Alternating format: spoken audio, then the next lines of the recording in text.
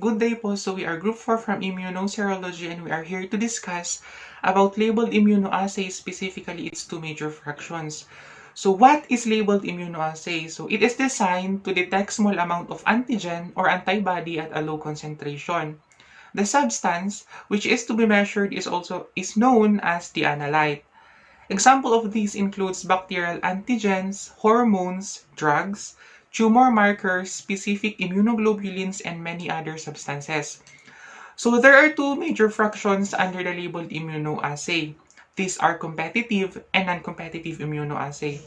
So let's talk first about the competitive immunoassay. So the principle behind this phenomena is that the antibody binding site is limited, resulting now to the competition between the patient's antigen and the labeled antigen for binding site. So theoretically, the labeled and the unlabeled antigen must have an identical reaction to the specific antibody present. The components of the competitive immunoassay includes 1. The patient's antigen or the unlabeled antigen. Pangalawa, the labeled antigen or the labeled reagent. And lastly, the specific antibody. Competitive and non-competitive are the same at the first part of reaction, but it only differs because in competitive, the antigen is in excess.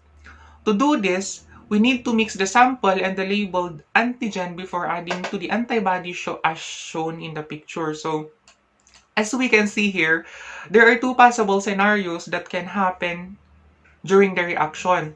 So, one is when the patient's antigen has a lower concentration than the labeled antigen. Pangalawa is when the patient's antigen has a higher concentration than the labeled antigen. So now that we have the mixture of the labeled and unlabeled antigen that will compete for the binding site in the antibody, we just have to read it out using either fluorescent, or if it's enzymatic, then we have to add substrate and detect signal from the substrate. An example of test that utilizes this principle is the radioimmunoassay and the enzyme-linked immunosorbent assay. So the key idea here is that the labeled and unlabeled antigen is competing for binding. So here are notes to remember when doing labeled immunoassay. So one, the labeled antigen antibody complex and the patient's antigen has an inversely proportional relationship.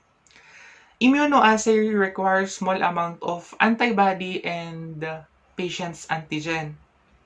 The small amount of patient's antigen produces a large signal, and that it is highly sensitive. The sensitivity is inversely proportional to the affinity of the affinity constant of the antibody. Moving forward, purification of antibodies for the competitive immunoassay is not needed for the reason that antibodies present in this immunoassay can remain highly specific. Also, we should always remember that competitive immunoassay is only affected by the factors that affect the equilibrium constant of the reaction, which affects the sensitivity and the specificity of the immunoassay. Also, competitive immunoassay are often slow, but this can be solved by kinetic measurement, which assess the initial rate of reaction. Moving on, competitive immunoassay is reliable in measuring small number of analytes like drugs and hormones. Also, we should always put into our minds that antigen or analyte is in excess in this type of immunoassay. Lastly, examples of competitive immunoassays are radioimmunoassay and enzyme-linked immunosorbent assay. Moving on to our next topic, which is the non-competitive or the immunometric or the type 1 immunoassay. For its principle, it uses an excess labeled specific antibody which is specific towards the analyte of interest. Okay, so hi, my name is Clyde Naval and I will be continuing the non-competitive immunoassay. And now we're going to go with the sequence of reaction. So, the antibody is first passively absorbed to a solid phase, in contrast with competitive.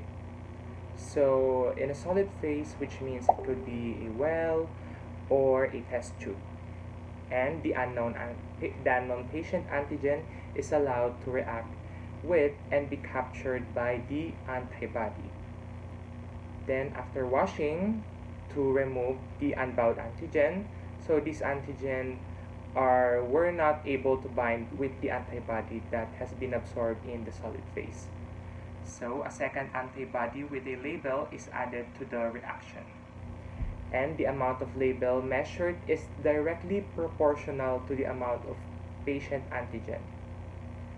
So the enzyme label, which means the higher the absorbance is, the more concentrated of the patient's antigen. And the label that is utilized is the radioactive substances. It could be enzymes or fluorescent compounds, and even chemiluminescent substances are utilized as labels.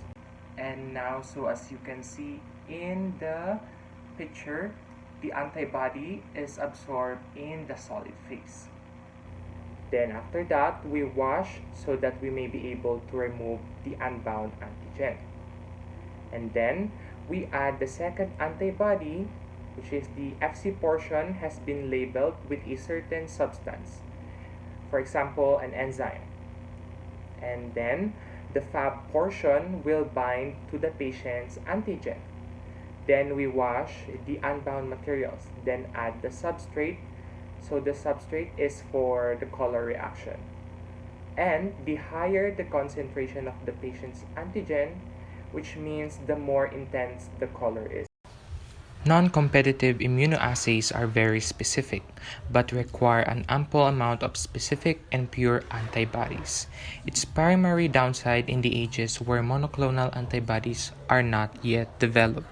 And now, compared with competitive immunoassay, non-competitive assays are less affected by substances and circumstances that affect an antibody or antigen reactions, antibody-antigen reactions kinetics, because the antibody is in excess. For this same reason, reactions are completed quickly, which makes this immunoassay faster. So the ample number of antibodies limits this immunoassay's linearity. Therefore, occasionally, this is the reason for the decreased reaction with high amounts of the analyte, which is called the high-dose hook effect phenomenon. And the sandwich types of non-competitive immunoassays are limited to the detection of larger analytes with at least two specific binding sites for antibody. So an example of this is analyte types is tumor markers. And another example for non-competitive immunoassay, for example, in AIA, the hepatitis B antigen measurement. And that is all for today. Thank you so much for listening.